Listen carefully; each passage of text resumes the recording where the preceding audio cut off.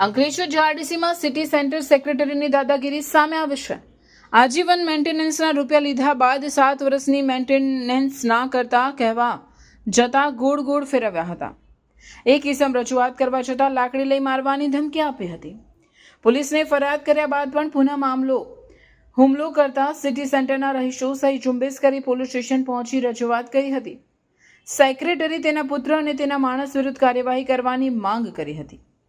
GRDC સ્થિત city centre complex ખાતે સભાસદો અને રહીશો દ્વારા બિલ્ડર સોસાયટીના સેક્રેટરી તેના પુત્ર અને તેના માણસ વિરુદ્ધ જીઆરડીસી પોલીસ મથકે અરજી સ્વરૂપે ફરિયાદ નોંધાવી હતી।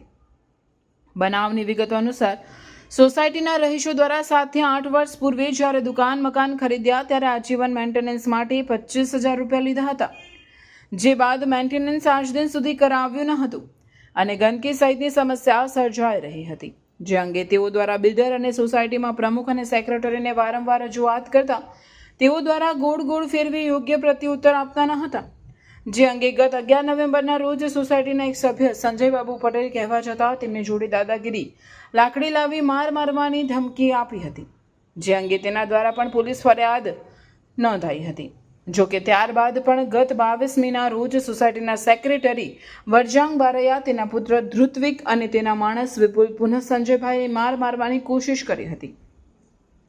અંતે તમામ સોસાયટી રહીશો દ્વારા સામૂહિક ફરિયાદ રૂપે પોલીસ સહિત સોસાયટીના સેક્રેટરી વરજાંગ બારૈયા, તેના પુત્ર ધ્રુત્વિક અને તેના માણસ વિપુલ સામે કાર્યવાહી કરવા માંગ કરી હતી।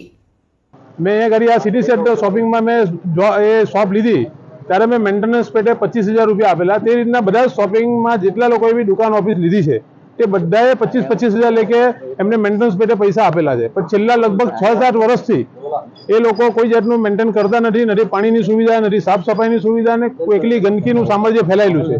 જ્યારે પણ અમે રિલેઓને રજૂઆત કરવા ગઈએ ત્યારે એ લોકો ગોળ ગોળ ફેરવીને અમને બહાના બતાવી રહી છે। છેલ્લે પણ અમે જિલ્લે રજૂઆત કરેલી 2 મહિના પહેલા, ત્યારે બી કે હવે અમે બધું કલાક શું અમે અમારા તરફથી જે 25,000 આપવાના છે તે આપી દઈશું ને શોપિંગને સાફ સફાઈ રાખીશું, પણ એ કંઈ કરતા છે નથી। જ્યારે પૈસાની માંગણી કરવા માટે સભાસદો જાય છે ત્યારે એ લોકો ધમકી આપે છે ને મારવાની વાત કરે છે। મારી સાથે પણ શનિવારે આ રીતના બનાવ બન્યો ને ઉગ્ર સ્વરૂપ ધારણ કરે છે કે તમે જાણતા નથી અમે કોણ છે એમ કહી મારવાની ધમકી આપી ને ધાતુ પકડી લીધેલું ને એ પ્રમાણે એ લોકો એકદમ ખરાબ વર્તન કરે છે। એ લોકોને એવું છે કે અમને કોઈ તાકાત નથી ને એ લોકો દાદાગીરીના મૂડમાં આવી ગયેલા છે ને શોપિંગને મતલબ કોઈ જાતનું કંઈ કરવા તૈયાર નથી।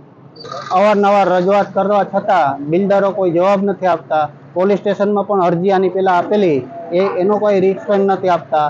પછી ગ્રાહક સુરક્ષામાં અમે અરજી કરેલી તો એનો કોઈ જવાબ નથી આપતા। તો આનું નિરાકરણ લાવવા માટે અમે ફરીથી એક વખત પોલીસ સ્ટેશનમાં જઈએ છીએ, જીઆઈડીસી પોલીસ સ્ટેશનમાં એની અરજી આપીએ છીએ। હવે તમારી શું માંગ? અમારી માંગ છે કે બિલ્ડર અમને બધું મેન્ટેનન્સ, પાણી અને સફાઈ એ આપી દે અને જે અમારા પૈસા 25,000 રૂપિયા લીધેલા છે દુકાન દીઠ, એમનું મેન્ટેનન્સ જે બાકી છે એ અમને હેન્ડ ઓવર કરે સોસાયટીમાં।